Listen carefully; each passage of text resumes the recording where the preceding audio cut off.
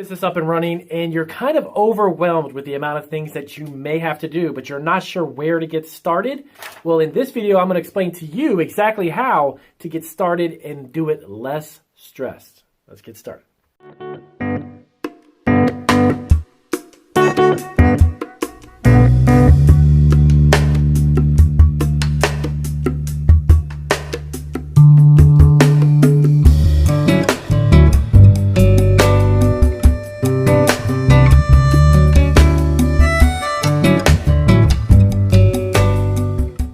All right, so as I mentioned in the introduction, I want to explain to you exactly how I actually got started and some of the steps that you can take from what I've learned and actually get going a little less stressed as you may be, because sometimes you may feel quite overwhelmed by the amount of things that you have to get done. And you're not sure exactly where to get started, and especially when you're starting a small business, you will never have all of the answers to all of the questions that you've got, and that's perfectly fine. I started my business. I had absolutely no idea where I was going to get started. I just started. Now, I know that may be really simple and you're thinking, Damien, wow, that's just really easy to say, just get started. But at the end of the day, that's really the only thing that you can do is just start. Now, I'm going to give you a couple pointers to kind of give you some maybe chronological, some things that you can do in order and make sure that you do them by first, second, third, and fourth step. And that will kind of ease your mind a little bit as to what it is that you need to do first. So I'm actually going to reference a question in this whole video. I got a subscriber that sent me a question / comment about her getting up and running with her spice business. And she felt kind of overwhelmed and was just about to kind of throw her hands up and say, you know what, this is probably not worth it. But hang in there, it is definitely worth it. If you are looking to start your own business, and specifically a food business, it is definitely an endeavor I recommend you do. There's going to be a lot of learning along the way. So I'm going to explain to you exactly what I would do in this case. I'm going to take a little tidbit of her question that I've got here and then kind of cover that and give you some examples, some feedback of what I actually had to experience. I didn't really have any much resources when I first started my business. I just told my wife, let's just do it. And we pretty much rented a space. I kind of used a little bit of our 401k and some of our personal finances to do it. And then from there, we just kept the ball rolling, and it's now about 11 years or so into it, and we're doing very well. So really quick, so her business was a spice business, and she was looking to figure out where she could get it started, whether it would be from home or whether it would be like commercial kitchen or maybe get a co-packer. So here are some of the questions that she had. So the first off, the question she had about how much money does it take to start this type of business. To be honest with you, I can't gauge that for you. I can't give you a gauge as, it's going to be $50,000 or $60,000 or $2,000. And here's why. When you start your first food business, there's a lot of variables and factors that come into play with how much does it cost to start it. There is no one clear answer across the board because it depends a lot on where are you starting it.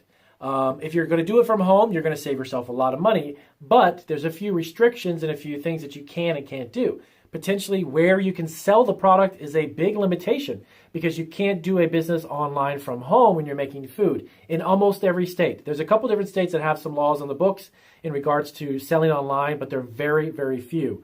And also the type of foods that you can resell or make and sell online from your home are even more limited, okay? So for instance, if you're starting from home, that's going to save you a lot of money, right? Because you're not going to have to build a kitchen out to make your product. The other thing is that you have the opportunity to rent a commercial kitchen. Now, Damien, how much money does it cost to start a food business if I'm renting a commercial kitchen? Again, I couldn't give you an exact amount, but I can give you some criteria to understand about how you can figure out how much it will cost you. If you're renting a commercial kitchen, they rent them out by the hour. They rent them out by sometimes the day, maybe 3 or 4 hour lots. And on top of it, it depends on the type of kitchen. A commercial kitchen with just equipment is going to be a certain price. There's these new types of commercial kitchens that have opened up called incubators, where they have a lot of business advice, they have a lot of mentors, they have a lot of other resources. Those have a tendency to be a little more expensive.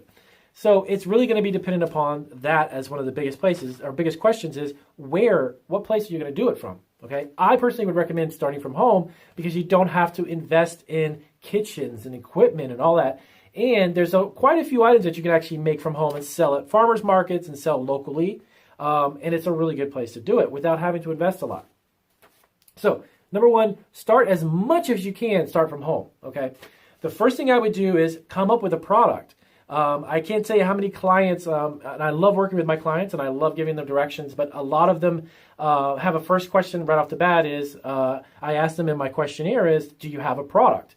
And some of them actually do, and some of them don't. So the first kind of correspondence I give them is you need to figure out what it is that you want to make. Having the love and passion for cooking and making food, that is totally different than having a set recipe for a product that can be packaged and sold, okay?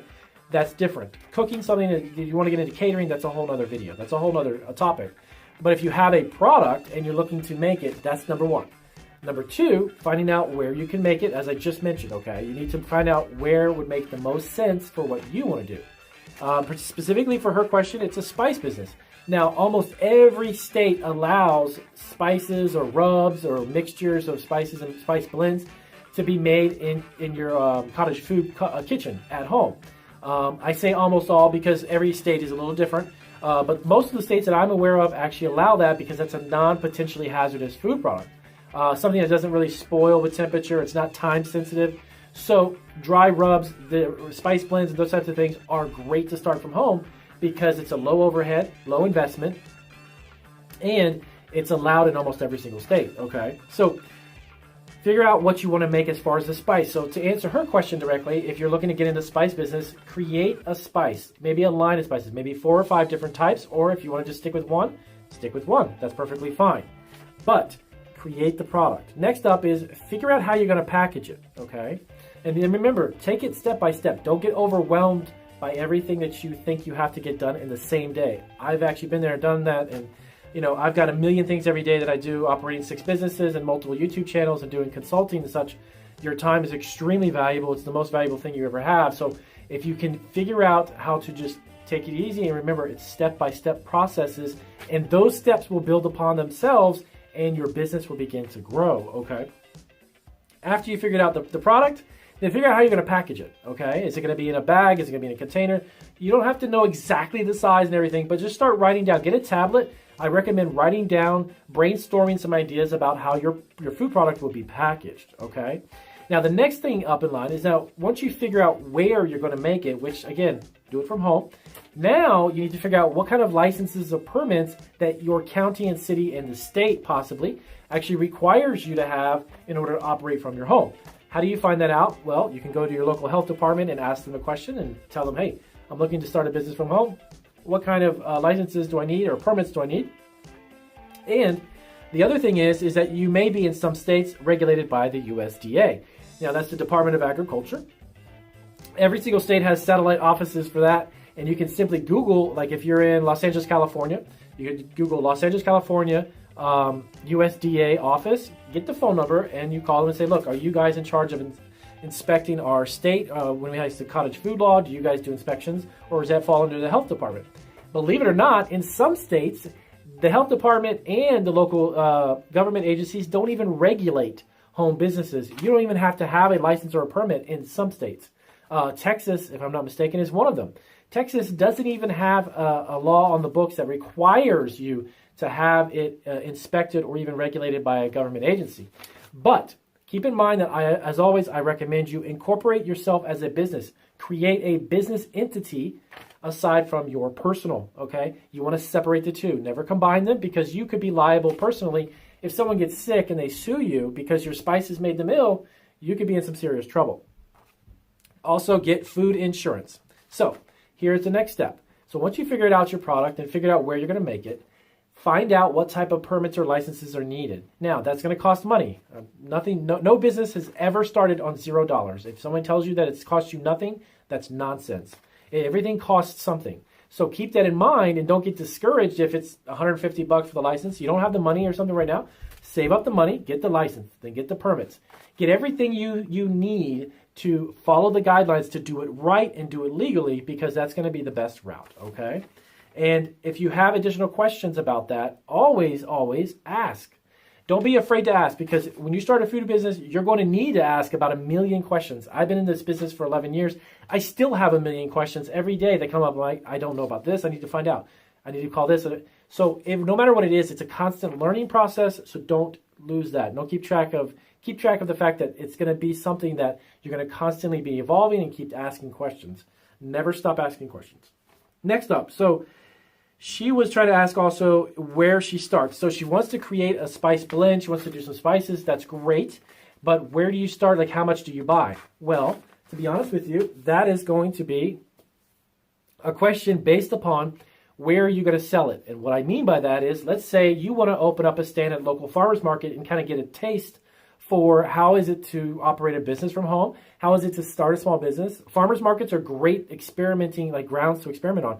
So if you want to go there and you want to sell 100 packs or maybe 200 packs of your product, calculate, number one, remember what I said in the beginning? How big is your package? Figure out the size. That's going to dictate how much you need to buy in order to sell, let's say, 100 packages. Set yourself a goal. I want to sell 100 or 200 packages over the next couple of farmers markets that I go to. I want to sell that. And start small. Don't make your goals so big that if you've never experienced this, you're not going to be able to handle those big goals. You need to start small and let it compound, okay?